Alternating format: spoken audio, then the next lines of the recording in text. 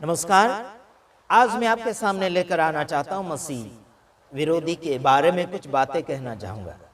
मसीह विरोधी संसार में ज्यादातर बढ़ते चले जा रहे हैं। छत्तीसगढ़ का समाचार और यूपी बिहार का समाचार मेरे पास लगातार पहुंचता चला रहा है और उनका कहना एक ही है कि धर्म परिवर्तन मत करो, धर्म परिवर्तन मत करो।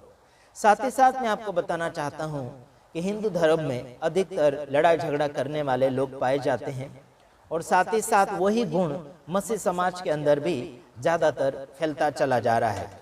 उन सभी को देखते हुए लोगों का गुस्सा बढ़ता चला जा रहा है और बढ़ता भी चला जा रहा है और बढ़ता भी चला जा रहा है और बाइबल का प्रचार और भी बढ़ता चला जा रहा है। यूपी बिहार के अंदर, छत्तीसगढ़ के अंदर, रायपुर के अंदर अधिकतर मेरे पास समाचार पहुंच रहा है, वहां पर ऐसा हंगामा हो रहा है। उन्होंने कहा कि आशीष राजकुमार कुछ हमारा सपोर्ट कीजिएगा। मैं इस समय आपको ये बात बताना चाहता हूं कि प्रभु यीशु मसीह के नाम में लोग लगातार आगे की ओर बढ़ते इसलिए जाते हैं कि प्रभु यीशु मसीह में प्यार और मोहब्बत पाया जाता है और लड़ाई के बदले लड़ाई नहीं, मार के बदले मार नहीं, थप्पड़ के बदले थप्पड़ नहीं, है ना, लेकिन प्यार और मोहब्बत बताया जाता है। साथ ही साथ आपको बताना चाहता हूं कि मोदी सरकार और भी वापस लौट कर आ चुका है। मैं उन लोगों को एक बात ये बताना चाहता हूं, उनका विरोध मैं करना नहीं चाहता, उनको सैल्यूट करना चाहता हूं। फिर से जीत गए, धन्यवाद, कोई बात नहीं, लेकिन आप सभी को अपनी पदवी याद रख लेना चाहिए। चाहे कोई भी हो गया, पुलिस वाला हो गया या फिर कोई नेता हो गया, उन सभी को अपनी पदवी को याद करते हुए अपना फर्ज आगे की ओर निभाना चाहिए, है ना। आप सभी जो अधिकारी हैं सभी लोगों के लिए बराबर पाए जाते हैं। मैंने एक और समाचार सुना कि आदिवासी लोगों का जो खेती है, जो जंगल है और उनके घर हैं, उनको हड़पने के लिए सरकार बहुत कुछ कोशिशें कर रही है। मैं आपको बताना चाहता हूं ऐसा बिल्कुल नहीं करना चाहिए। कांग्रेस पार्टी के राहुल गांधी नेता ने ईमानदारी के साथ आगे की ओर लोगों के लिए प्यार और मोहब्बत बांटने के लिए कोशिश की है, उसमें कोई डाउट नहीं है। आइए हम कुछ वचनों के द्वारा बातचीत करेंगे और आप सभी को आगे की ओर थोड़ा हिम्मत भी देना चाहते हैं। मसीह समाज के लोग डरो मत, प्रभु आप सबके साथ है और हमारा भारत देश जरूर एक दिन मसीह समाज से भरपूर होगा। आइए देखते हैं कुछ वचनों के द्वारा हम आपको समझाना चाहते हैं। काफी लोगों का इरादा ऐसा होता है कि बाइबल को लोग पकड़ने से धर्म परिवर्तन हो जाता है। ऐसा बिल्कुल नहीं, बाइबल को पकड़ने से धर्म परिवर्तन किसी का नहीं होता, लेकिन बाइबल को पकड़ने से और उसे पढ़ने से और उसके वचन लागू करने से जीवन का परिवर्तन होता है और जीवन में बहुत कुछ बदलावा होता चला जाता है और जीवन में बहुत सुधारा बढ़ता चला जाता है। तो काफी लोग बाइबल का बेइज्जत कर रहे हैं, उसको जलाया जाता है, फाड़ दिया जाता है और उसे लात मारा जाता है और उसे फेंका जाता है, उसे जब्त कर लिया जाता है। पुलिस स्टेशन में पुलिस लोग उसे गिरफ्तार करते हैं, यानी कि बाइबल को जब्त किया जाता है। ऐसा बिल्कुल नहीं होना चाहिए, लेकिन पुलिस वाले भी ना समझ लोग हैं जो बाइबल को यानी कि धार्मिक किताब को जब्त कर लेते हैं। उन किताबों को लोगों के अंदर बांटना चाहिए ताकि लोग उसे समझे, जाने, सुधारा करें और आगे की ओर अपनी जिंदगी को अच्छा बना सकें। बाइबल पढ़ने से लोग लड़ाई झगड़ा बंद करते हैं, पाप छोड़ते हैं, है ना, नशीली चीजें छोड़ देते हैं, चोरी करना बंद करते हैं, है ना, अलग अलग प्रकार के खराब कामें बंद करते हैं, 2 नंबर का धंधा बंद करते हैं। क्यों? बाइबल में समझदारी की बातें लिखी जाती है और वो पढ़ी अगर जाती है तो वो लोग समझते हैं।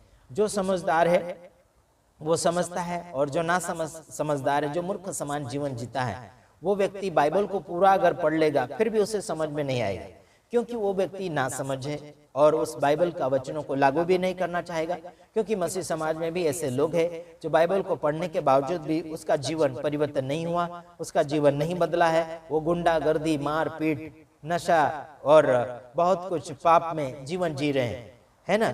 तो मैं आपको खातिरी नहीं दे सकता किसी का भी, लेकिन बाइबल को पढ़ने से समझदार व्यक्ति समझ जाता है और मूर्ख व्यक्ति बिगड़ जाता है। आइए देखते हैं वचन, जैसे कि 2 तीमुथियुस उसका 3 अध्याय उसका 16 वचन से 17 वचन आपके सामने मैं पढ़ना चाहूंगा।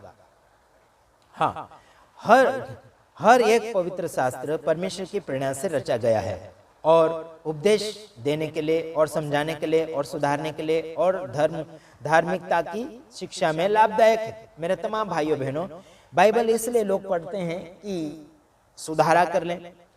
बाइबल का वचन सुधारा करता है लोगों का और समझाता है लोगों को। जहां पर गलती होती, जहां पर ना समझदारी होती, वहां समझाने के लिए कोशिश किया जाता है। इस वचन को मद्देनजर रखते हुए, वचन को सामने लाते हुए समझौता करते हैं, समझाते हैं और धार्मिकता में अच्छी बातों में ये लाभदायक है, धार्मिकता में लाभदायक है।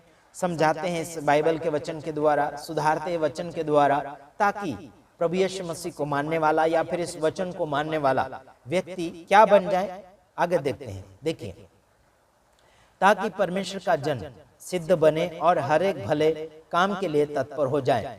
समझ में आता है मेरे तमाम भाइयों बहनों? इस बाइबल के वचन को पढ़ने से इंसान सिद्ध बनता है, पवित्र बनता है, ईमानदार बनता है और क्या बनता है? आगे भला काम करने के लिए वो तैयार हो जाता है। हर एक भले काम करने के लिए मजबूत हो जाता है, तैयार हो जाता है और आगे की ओर वो खराब काम नहीं बल्कि अच्छे काम करता है। बाइबल के वचन पढ़ने से इंसान सुधर जाता है, अच्छे काम करता है, खराब कामों में वो भाग नहीं लेगा, है ना। खराब कामों का वो विरोध करेगा, खराब करने वाले का विरोध करेगा। कौन?